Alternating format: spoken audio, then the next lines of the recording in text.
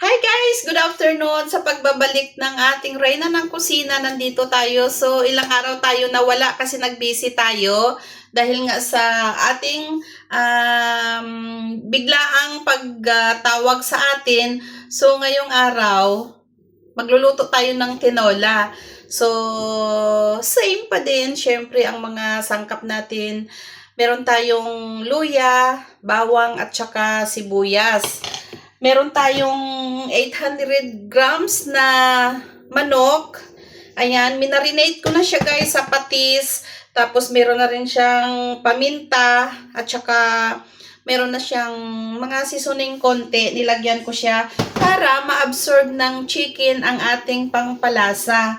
So, ang ating gulay na ilalagay, meron tayong repolyo.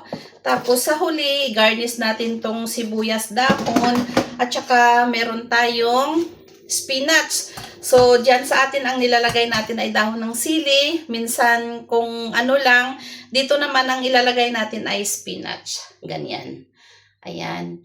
So, dahil wala tayong papaya na nabili, wala din akong upo. Maganda sana kung may upo. So, ito lang muna ang ating itinola. Basta meron lang sabaw, yun yung inano ko. Kasi sa 5 days na hindi ako nakapag-upload dito sa YouTube, naghanap. Puyat ako guys.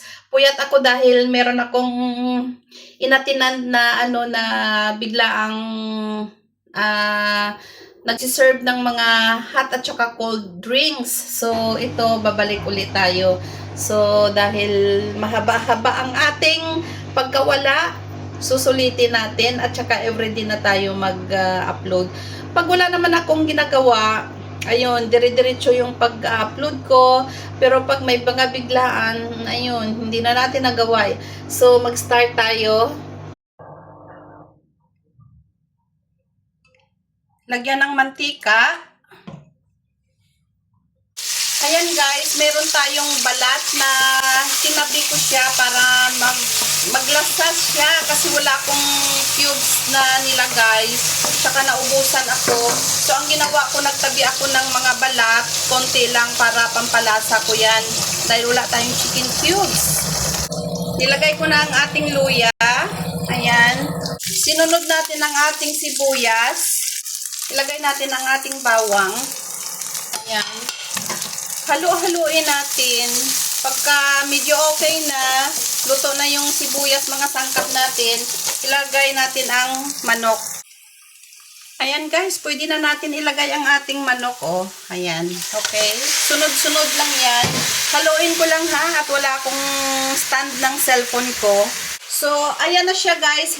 Hayaan ko lang siya muna na maluto siya dito sa kunting water natin para lumabas ang mga manti-mantika. Nag-oily siya. Hindi ko muna siya lalagyan ng sabaw kasi ayaw ko yung biglang merong tubig dito. Gusto ko isang kutsa ko muna.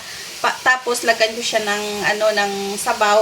Pagkatapos niyan, syempre ilalagay na natin ang ating mga gulay at saka ito. Pagkatapos niyan, syempre luto na. So, ayan siya, di ba? Nakita nyo? Tatakpan ko siya, tapos ilo-low fire ko lang siya. Ayan, ganyan low fire lang. So, ayan na siya, ang ating manok. Lalagyan natin siya ng kunting seasoning. Tingnan nyo, nagmamantika-mantika na. Ayan. Matagal na rin to, siguro mga 15 minutes. So, dadagdagan natin, di ba sabi ko sa inyo kanina, may sangkap na yon. Dinagdagan ko lang ngayon. Syempre, lalagyan natin ng paminta dahil wala tayong chicken cubes. Tsaka, syempre, lalagyan na natin ng tubig. Ito yung pinakasabaw na natin. Ayan. Ganyan lang kadami. Pangit pag madaming sabaw eh. So, ayan siya guys. Pakuluan natin ng husto, mga 10 minutes. At saka, i-high fry natin. High fire. Ganyan. So, ayan na. Wait lang natin sometimes. Guys, nagluto tayo ng tinolang manok.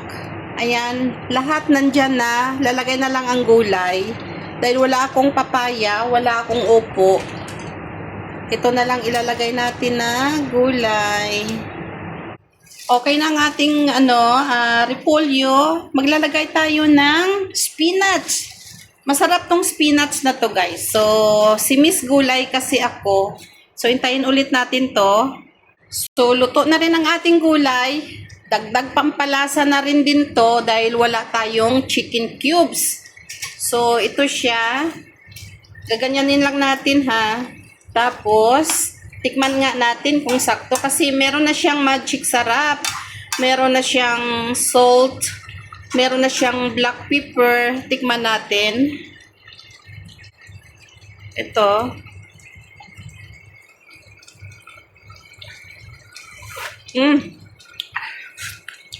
Mainit guys, grabe. Sakto. So ayan, naluto na. Kain tayo. Tinolang manok na walang papaya. Guys, tinolang manok. Kaso lang puro lang to dahon-dahon guys. Kain tayo. Ayan, tinolang manok na walang papaya.